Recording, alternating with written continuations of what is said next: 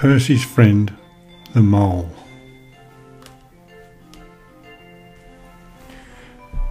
My friend the mole. The mole spends lots of his time underground, but then, all of a sudden, he'll pop up when you least expect him. He usually wears one of two faces. One is smiley, the other looks confused. We get on well, although we had to have words when he made molehills all over my grass. Now he understands that there are certain places where I don't want him to dig, and I understand that sometimes he loses his way and digs there anyway. The mole says he has a secret friend called Tooty. He says that Tooty is very clever, but as I have never actually met Tooty, I couldn't say. The mole doesn't see as well as other animals. It doesn't really matter because he spends so much time where it's dark. He has this funny idea that dark glasses are for helping him to see in the dark. He found these plastic sunglasses somewhere in the park. I think he wears them sometimes when he's digging tunnels. The fox told him he would be cool in them, but when the mole wore them in the sunshine, he said they didn't work. He didn't feel cool, he felt hot.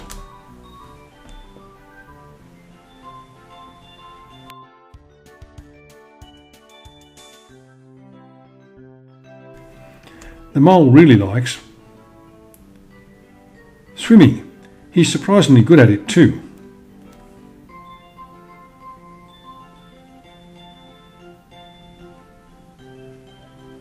Spaghetti. As a special treat, I made some for his birthday. I'm not sure if he thinks it's food or a game, because he said, "Can we play spaghetti at my next birthday?" The mole doesn't like snow. He doesn't mind the cold, but he says it's actually harder to dig through snow than tunnelling underground. I didn't realise that.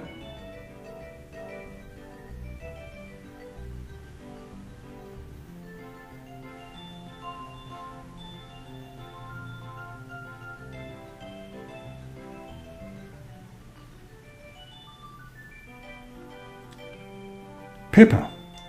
He has a very sensitive nose. Poor chap.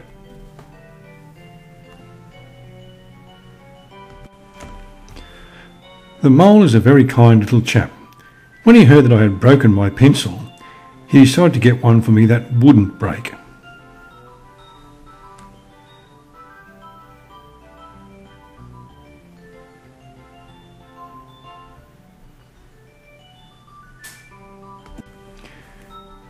He made it out of an old broom handle. It doesn't actually write because the point is only painted on. But it looks very nice, and it's very, very long, and it certainly won't break.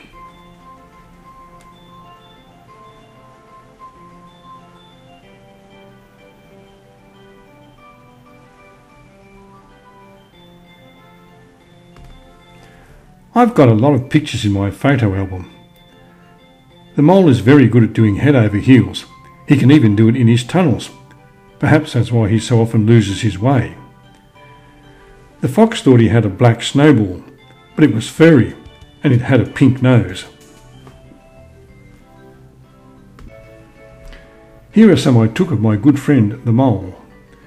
A hot day and a special drink for a special friend. I was told that Tooty made these muddy footprints. She might be very clever, but she doesn't wipe her feet properly.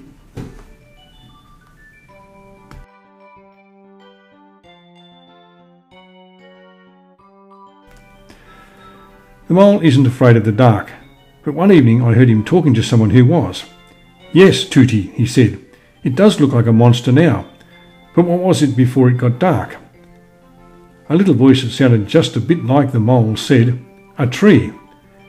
Then the mole said, "Well, that's what it still is, a tree." Very sensible, I thought. When I went to say hello to them, Tooty had gone. 3. The mole could never possibly count up to more than 1, 2, 3. That's why his molehills are so many. He loses count at hardly any. Though 49 there may well be, the mole will tell you there are 3.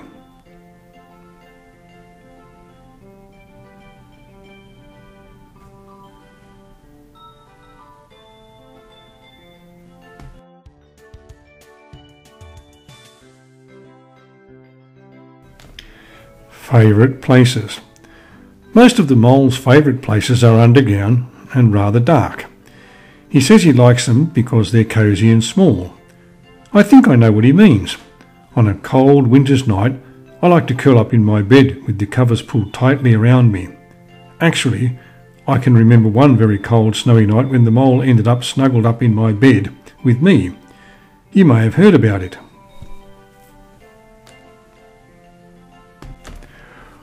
One place I know the mole does like is the badger's home in the big tree house. They enjoy talking together about, you guessed it, digging. The mole doesn't live in the tree house. He has several homes nearby, but now and then he can be tempted to visit some of the other animals who live higher up in the tree. If you turn the page, you will see what I mean.